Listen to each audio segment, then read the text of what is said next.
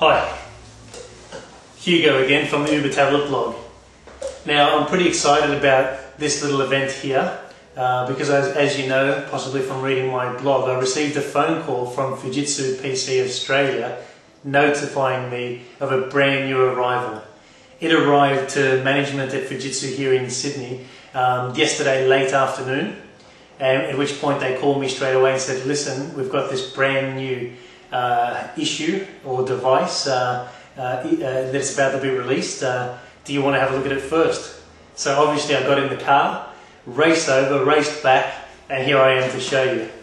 So, what's in the bag?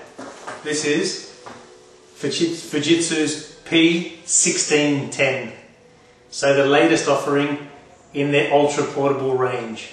Now we know the terminology of ultra mobile PC. Obviously that's attached to the Microsoft Origami project. So we're tending to term these devices ultra portable PCs. If you're familiar with the P1510, this is Fujitsu's next step in that generation, the P1610. Let me just zoom in here. So as we work our way around, you can see USB ports. You can see audio and microphone, another USB port. Now a new addition to the P1610 as opposed to the P1510 is the SD card reader, right there. As we make our way around, the pen that flies out like a projectile. As we go forward, the battery, I'll talk about that in a second, but an absolutely awesome integration on this P1610, this PC-MCIA slot. So for all you fans of wireless on the move and expansion cards and so on, 3G on the move, you've got now integrated PC-MCIA slot. And from what I know, 8 months ago that was impossible, but today with technologies of chipsets and PCB, Fujitsu has made it possible in the exact same frame as the existing P1510. As we work our way around the back, we've got the fan. We've got the two screws there for the swivel, and I'll talk about that in a second. We've got Ethernet. We've got 56K dial-up modem. Now, P1610 has VGA inbuilt, which P1510 was only via a dongle. And now we're back to the front. Now, what I'm most excited about this device is if we peel off this battery and have a look inside, what we've got is actually 3G embedded. So if you look at on the right hand side of the tablet, that little insertion point is the space for a SIM card. So let me just grab a SIM card that I prepared for you earlier. So SIM card, let's turn that around the right way, orientate it. And I'm doing this with my back to the screen.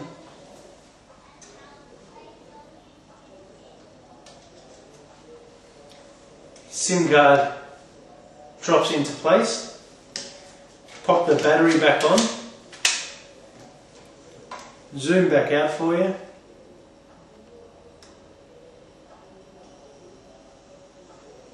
And there we have it, 3G enabled tablet PC out of the box. Now from what I'm told, there'll be two SKUs of this devices, so two product models, one with 3G enabled, one without. Obviously there will be a couple $100 difference in the devices in whatever language you talk, so US dollars, Australian dollars and so on. There will be a handful of $100 depending on which country you're in, whether it's real money or monopoly money. But for the 3G. Now if you take into account that a 3G card that sits in the actual device protrudes a couple of inches with an antenna, it actually steals battery life from the device, and it costs an additional $300 odd anyway, or $150 or $400 depending on what language you're in. The 3G enabled device is quite an appealing feature. Now there's actually a couple more features that I want to talk to you about that make this really, I mean it's really exciting. So a couple more features. The screen itself supports 360-degree rotation now. Now, an important feature about 360-degree rotation is that it's not 720-degree rotation.